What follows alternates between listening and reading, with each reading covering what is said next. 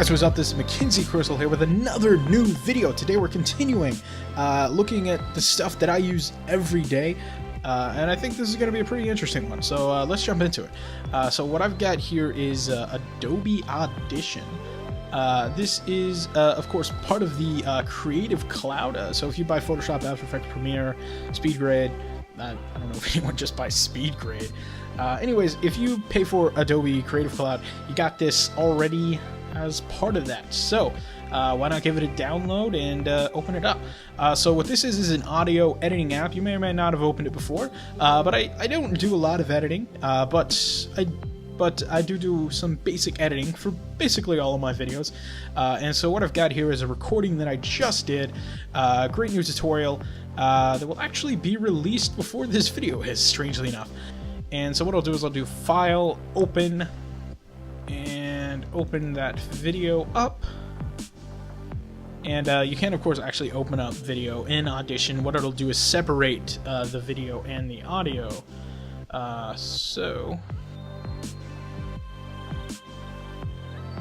Okay, so now we have the video opened up, and you can see this is the audio track from the file that I just recorded. I record the video and the audio together, but it's usually pretty quiet.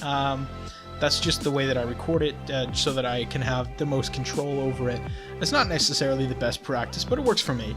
And so what I will do is I'll grab this just adjust amplitude effect here, and what I'll do is I'll just bring up the audio until it's about this high. Generally, you wouldn't want to have any of the points in the audio higher than around right here, but these are actually just markers, and they're just basically me yelping into the mic to set audio points.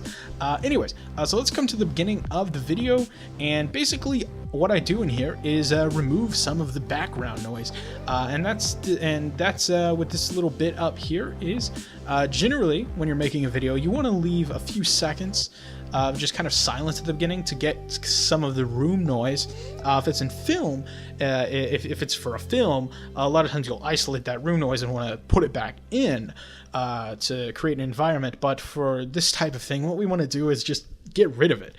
So what we'll do is we'll highlight a section of it here, and then what I'll do is I'll do Effect, and I'll do Noise Reduction, and choose Capture Noise Print. And what that'll do is just capture kind of the profile of this silent bit here, the room noise. And then what I'll do is I'll choose Effects, Noise Reduction again, and choose the Noise Reduction in parentheses process. And here is the window. There's an off and on button for the effect. And if we play it back, you maybe can hear a little bit of it. Let's actually get to some of the dialogue bit here. As you know, in the past, the clarity effect. And so here's what it sounds with the noise. A couple of Adobe products. And then without. There are, of course, some controls here. Raw, which shows up inside. The one on the top. This top control up here. And After Effects importing raw. Stop that. This top control here controls how much of the actual audio it's editing. So I leave it at about 65% for my setup. And then the bottom controller is how much of kind of the effect is actually going on. So how much is actually getting in there and reducing the noise. And so I put that at about 11.5. We'll just set it at 12 here. And this is what works for me. You definitely want to play around with this. It depends a whole lot on your audio setup. Every time I change my audio setup, you got to find a new sweet spot. There also is an option to just listen to the noise so that you can see actually what you're removing. And there will actually be a little bit of the dialogue in there, but don't worry about that. And then we'll just click Apply and give it a minute. This will probably take longer than most of the other stuff, and what it'll do is just re-render that audio. And then what we'll do is just give that audio a quick listen, and we can just maximize this. And what we want to do, and sounds awesome.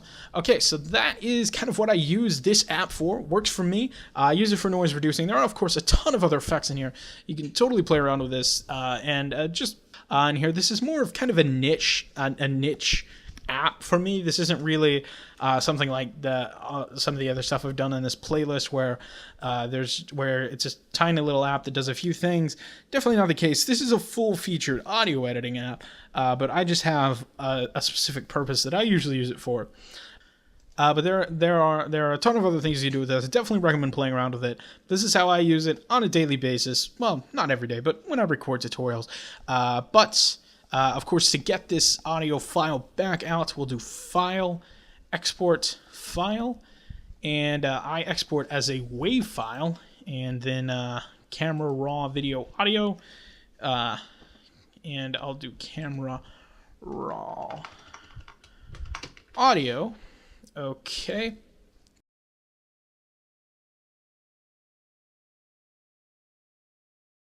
And then there we have the audio file separated out.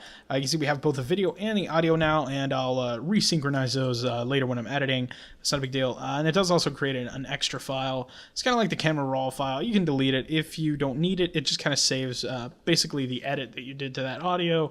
And then that's about it for me. I hope you enjoyed this tutorial. I know it's pretty short, and it's a little different from the other videos I've done. So if you do, feel free to like, subscribe, comment, all that jazz, or just check out more videos on the channel, youtube.com/MackenzieGChriswell, social links and everything below the video, and you can just check out more of my content that I create at mackc.co. There'll be a card, but I'll see you next time.